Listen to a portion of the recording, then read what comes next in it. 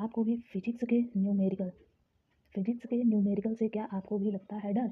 तो आइए हम आपके डर को क्या करते हैं, ख़त्म करते हैं। आपके डर को कन्वर्ट करेंगे मिरर। फिजिक्स का न्यूमेरिकल देखते ही अरे वाह, इसे तो मैं सॉल्व कर सकता हूँ, आप तुरंत कहेंगे। कोई भी कितना भी बड़ा न्यूमेरिकल हो आप उसे यूँ सॉल्व कर सकते हैं, चुटकियों में सॉल्व कर सकते हैं। सो कैसे सॉल्व किया जाता है फिजिक्स के न्यूमेरिकल से?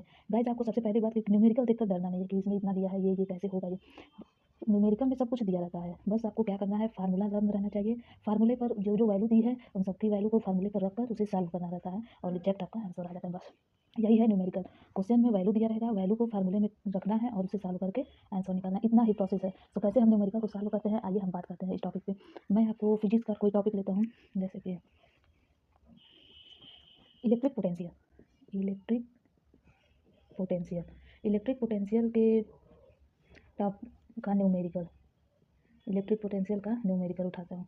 सो गाइस कैसे न्यूमेरिकल सॉल्व करते हैं, हम आपको एक न्यूमेरिकल दिख रहा है, आपको स्क्रीन पर न्यूमेरिकल दिख रहा होगा, आप देखिए। आपको न्यूमेरिकल देखते ही आपको अरे इतना हार्ड न्यूमेरिकल है। हार्ड इसमें कुछ नहीं है, बहुत ही सिंपल और इजी प्रोसेस है। वो मैं आपको न्यूमेरिकल देखते ही, आप न्यूमेरिकल देखा आपके दिमाग में उसका क्या बनना चाहिए, फिगर। न्यूमेरिकल को देखते ही आपके माइंड में फिगर उसका रेडी हो जाना चाहिए। फिगर बनाने के बाद उसे हम सॉल्व करते हैं। तो चलिए पहले ये जो क्वेश्चन आपको स्क्रीन पर दिख रहा है इसका हम फिगर आपको दिखाते हैं, कैसे फिगर बनता है। तो फिगर के लिए आपको क्या करना है, लिखा है +3.0 × 10⁻⁻19 कूलाम तथा -3.2 कूलाम, यानी के दो बिंदु आवेश एक दूसरे से इतने मीटर की दूरी, यानी दो बिंदु आवेश, एक पॉइंट यहाँ पे है, एक पॉइंट यहाँ पे है, और ये जो है +3.0 × 10⁻⁻19 कूलाम का है, और ये पॉइंट जो है ये -3.2 × 10⁻⁻19 कूलाम का है। अब इन दोनों के बीच का जो डिस्टेंस दिया है वो कितना मीटर दिया है, 2.4 × 10⁻⁻10 मीटर। इतना हो गया, ये फिगर आपको रेडी हो गया। अब यह जो इलेक्ट्रिक डाइपोल है, ये इलेक्ट्रिक डाइपोल का ये Q1 की वैल्यू है, ये Q2 की वैल्यू है, ये इन दोनों की डिस्टेंस है। अब ये जो इलेक्ट्रिक डाइपोल है वो एक समान इलेक्ट्रिक फील्ड में है, यानी इलेक्ट्रिक डाइपोल की वैल्यू आपको दी है। इलेक्ट्रिक डाइपोल का वैल्यू है 4.0 × 10⁵ वोल्ट मीटर, इतना दिया है। ये जो डाइपोल है वो इलेक्ट्रिक फील्ड में है, इलेक्ट्रिक फील्ड की वैल्यू कितने इलेक्ट्रिक फील्ड में है उसकी वैल्यू यहाँ पे मेजर किया गया है। तो सबसे पहले ये तो हमारा फिगर रेडी हो गया कि ये फिगर में ये चीज़ है।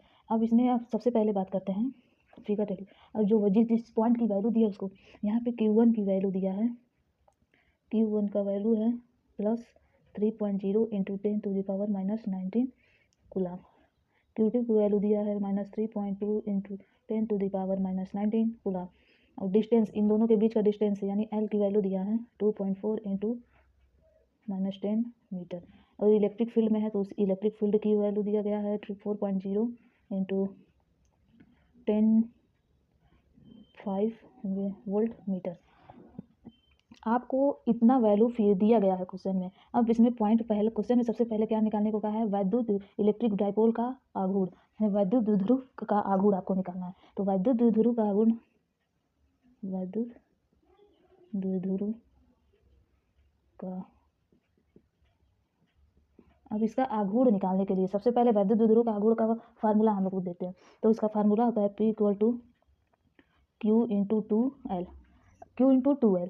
अब यहाँ पे Q की वैल्यू तो 2 दी है, जहाँ ये जो Q है वो वैद्युत द्विध्रुव के एक द्विध्रुव का है, इस डाइपोल के एक पॉइंट का चार्ज है Q की वैल्यू। अब हमारे पास तो Q1 और Q2 की वैल्यू है, Q की वैल्यू है नहीं, तो उसके लिए क्या करेंगे, और ये जो 2L है ये इन दोनों के बीच की दूरी है।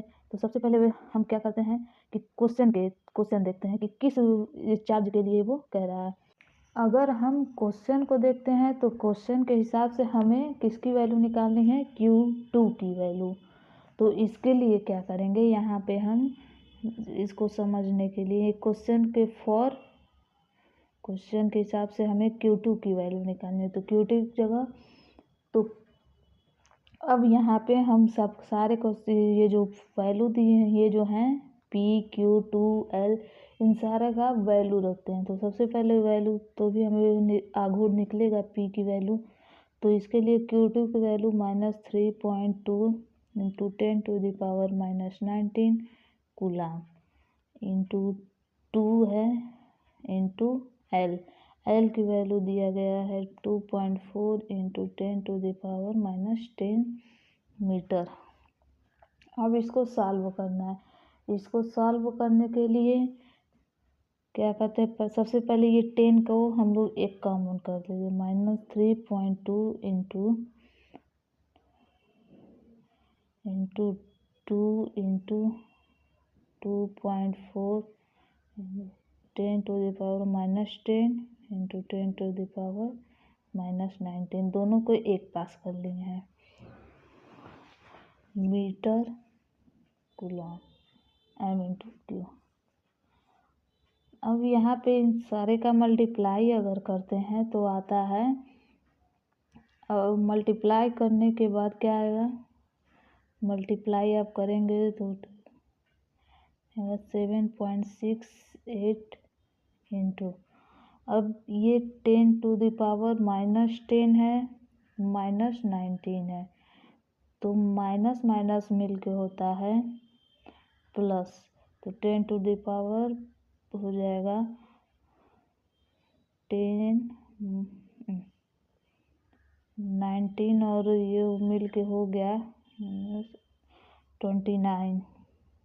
अब चूँकि जो बड़े वैल्यू है 19 बड़ा है, उसके साथ किस चीज़ का साइन है, माइनस का, तो यहाँ बड़े अंक के साथ माइनस का साइन है, तो यहाँ पे 10⁻−29 कूलाम मीटर।